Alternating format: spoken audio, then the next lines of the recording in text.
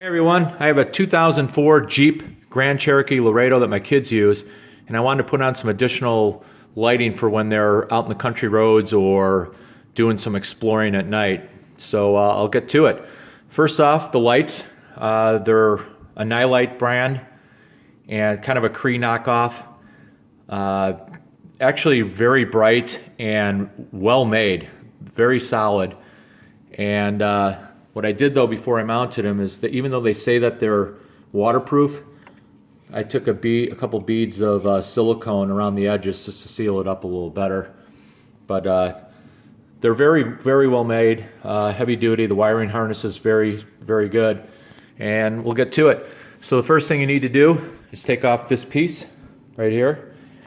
And it's very simple. There's a tab here, a tab here, and a tab here. And all you do is get your fingers underneath there, press up on the tab, pull back, and lift up. And there's tabs there, there, there, and there. And they go down, they fit into that track down there. And you just lift back and it's real simple.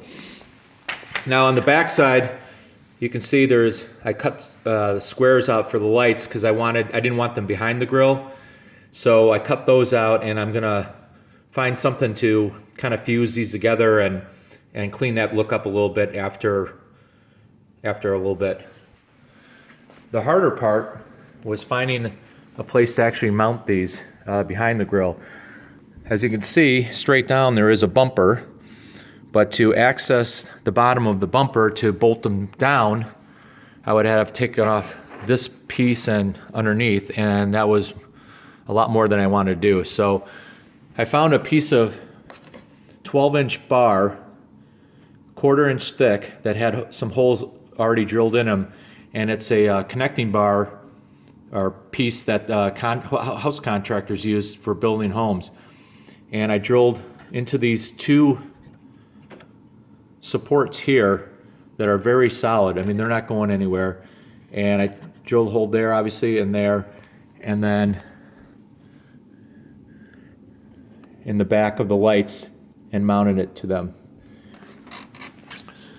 And you can see from the top that there's plenty of clearance between the ends of the bolts and the radiator, so there's no worry about that. But it's a very, very, very solid piece. It is not going anywhere. These lights are in there solid. If I have to do some minor tightening every once in a while, it's very easy to just tighten them down, but it's actually very sturdy. And then the wiring harness, as you can see, I ran it up through here underneath the power into the fuse box. See the red? Here's the fuse box for the relay, and then the relay box, and those hold the wires for the switch and the power to the lights. And I ran the white wire across the top of the engine bay, zip tied them in. And then to get inside the car, there's a boot, as you can see right here, and a bunch of other wires are running in there, so I snaked a piece in there. Hopefully you can see this, but underneath it comes down, underneath, and then it runs up.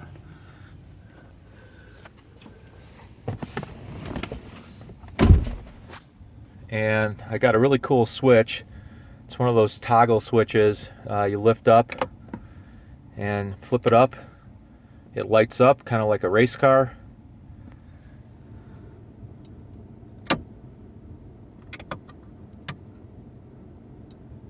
Very cool. And this was an easy mount. All you need is a paint scraper, real stiff one, and you just pry this piece off right here. And it pops out, and then you can just drill a quick hole there, connect your wiring, and pop it back in. It's very simple. There's only 2 tabs that hold it in. And there you have it. I think it looks pretty nice. I'll have to take some night shots to show you how it lights it up. It lights up really, really well, actually, and makes everything easier to see. So hope this helps anybody else. Have a great day.